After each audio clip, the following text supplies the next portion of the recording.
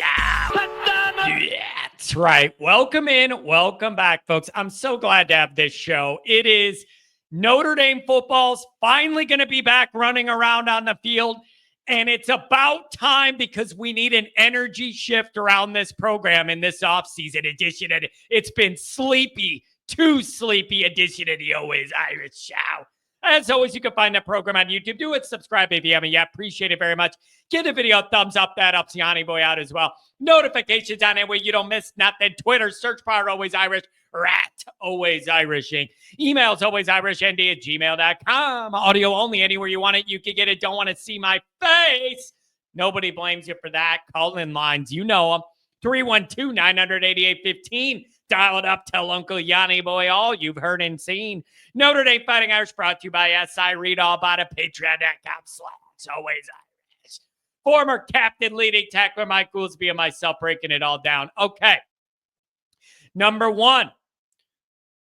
Remember, I'm in Florida. I'm pre-recording this right before I go to Florida. You're seeing it while I'm trying to get situated and all this stuff, doing the family stuff. Gonna be a messed up schedule for a while now while I'm in Florida. I'll keep you posted and give you the best I can on Patreon and here. I need a little break, you guys. Just give me a break. It was a long grind. No days off for like 7 months in a row, right? And so I need a little break. It'll be good for me. But I'm not gonna totally dip out on you. You're gonna get some content.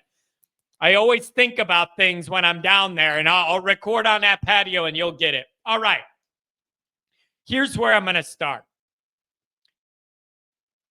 The best possible thing that could happen for this program right now is to get on a football field and run around. Oh, John, 20 guys are out, limited, whatever. I don't care. We need an energy influx in this program. It has been sleepy, feeling like we've been in neutral ever since the Ohio State hangover. I think the best thing for everybody is to get a spark. Having them gold helmets running around is the best way to do it. So I'm just glad we're getting some action.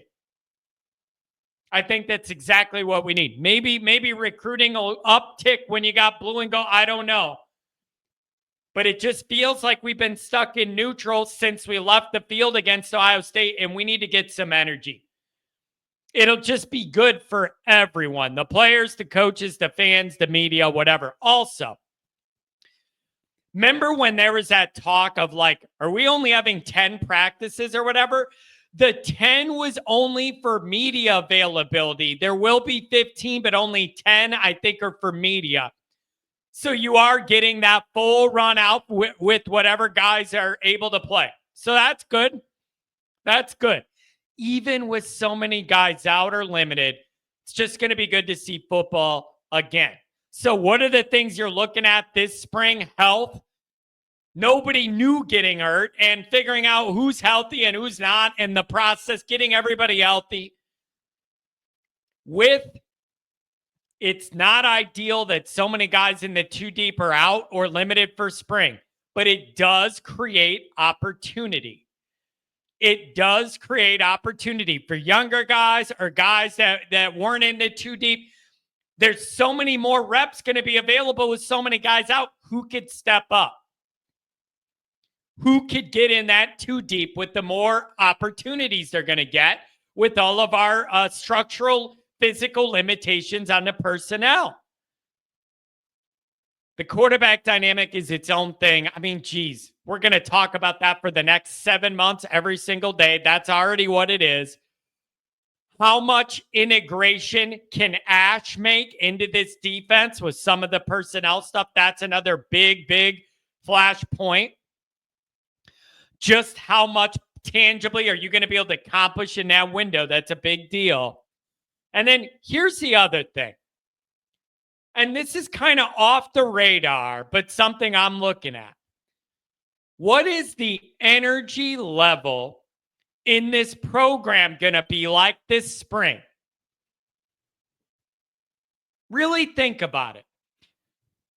Since, from a fan media perspective, ever since the Ohio State game, it has felt like one big Notre Dame hangover. You lost the title game. You had the huge build up, ramp up, all that excitement. Then it crashed out and you had your hangover. Then Chad left and you had all the changes in recruiting. We haven't had that much recruiting action. Maybe, because of that, whatever. It's felt physically and emotionally like a hangover for the program. What's the energy like this spring? Do I see guys flying all over like they're pissed off that they didn't beat Ohio State and they can't wait to get back out there and change all that? Or is it more of a gradual, slow burn spring build up? Like, I want to see what this energy level's like in this program and how they're going to handle getting so close and not getting over the hump. And there's not an exact measurement for that. It's more of a feel when you're looking at these clips. Are people maxing out or going through the motions? Like, I don't know. But that energy level is definitely something I'm looking at. So what I thought we would do is, as we're getting into spring starting, I'm going to go over some of these position groups and let me know what you guys think. O-line. If healthy, which you're not near it now, this unit should be really, really good. You got to figure out, number one, get guys healthy, and that's just an ongoing process. Number two, you got a lot of good options. You got to figure out and try what you can in spring and then getting into early August. Are you shifting positions? Is anybody moving over here to get the best players on the field, but you were a guard, now you're going to be a tackle, whatever, you're going to move around. Finding the right fit for everybody to maximize what this unit could be when you take the field against Miami is going to be a big deal. And while I'm saying they're going to end up being really good, how long does it take you to get there? You have no leeway. You have no leeway. You can't lose to Miami and you can't lose to A&M. You have no runway, leeway, whatever. You got to be good enough right away. So I'm looking at that. I've said it 50 times, make it 51. The best thing that could help whoever our new quarterback is a good run game and O-line play entering the Miami game. Running back. You got the best running back in the country. I just hope you give him every chance to show it without overusing him. You got to find the right blend of snaps and creativity with them to maximize Love's impact without wearing the tread off the tires. You got to thread that needle. Here's the other thing. Goolsby and Hyde, I believe, have both talked about, I'm not sure Aeneas Williams isn't going to overtake Price for that number 2 role. I'm starting to see some momentum on that. Let's see how that works out. Tight end, here's the deal with Notre Dame's tight ends. It was rough last year. You had Raridan and Evans coming off heavy-duty lower body injuries. They looked clunky early in the year. It was what it was. Unfortunate scenario. Notre Dame right now is not at that top level of like absolute killer tight ends. Mike Mayer, Cole Kmet, you don't have that level of production right now. Can we be healthier in that room and get a boost for that position and make it a deadly weapon again? How about the wide receiver room? Believe it when I see it. On any excitement about what that could be, believe it when I see it. Write all the articles you want, do all the videos you want from a little 5-second clip of a reception in spring ball. Build them up as much as you want. Believe it when I see it. When you're shredding Miami and you're double moving them and getting behind them and burning them at their place, I'll believe. Till then, no.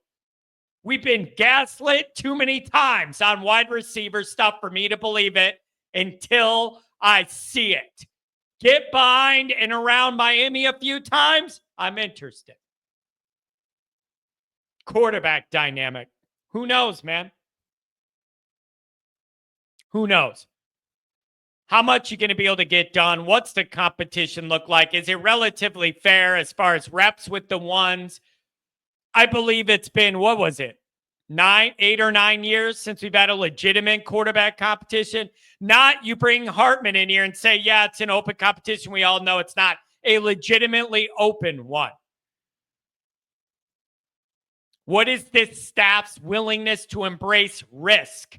And Gillis a safer pick. CJ may have more upside. How does that shake out? How does that shake out?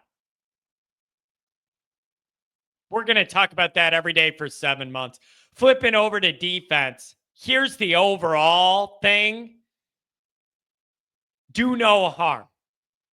Ash is inheriting a top 10 unit, one of the most elite units in the country, powered our playoff run. Do no harm.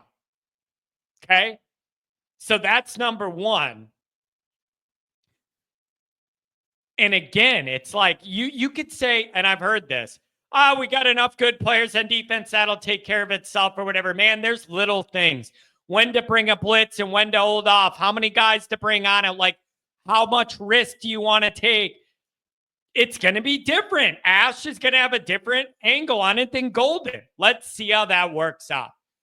That secondary, yeah, you're losing some good players, obviously. But you believe in what that production has been and what the development and evaluation's been on the back end for Notre Dame's been pretty darn good.